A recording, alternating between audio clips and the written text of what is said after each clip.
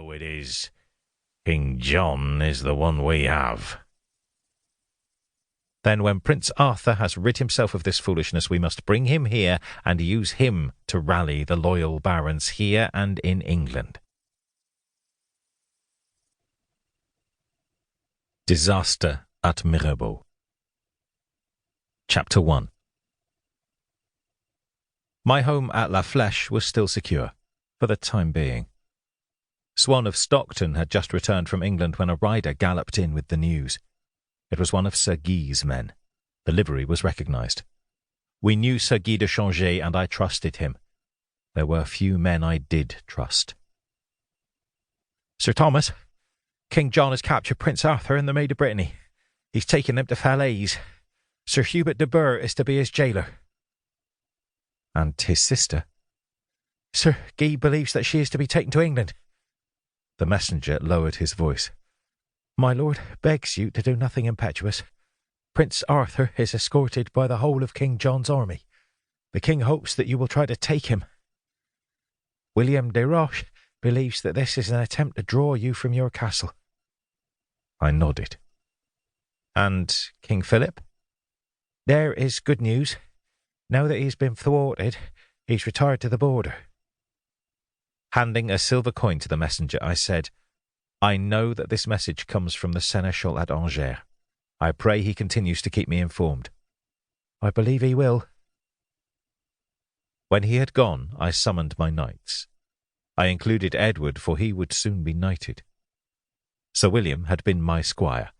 Sir Henry had come to me as a penniless knight, and Sir Richard and his nephew Ralph had been driven from their homes by King John. It was not the largest convoy in Anjou, but for me it was the best. Once again, my friends, disaster has struck.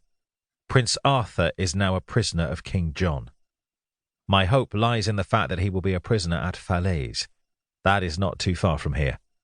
His jailer is also a kind man. My aim is to find some way to extricate him from King John's clutches. "Will he not try to trap you, Lord?" "I would expect nothing less, but I will first send a couple of trusted men to scout it out for me.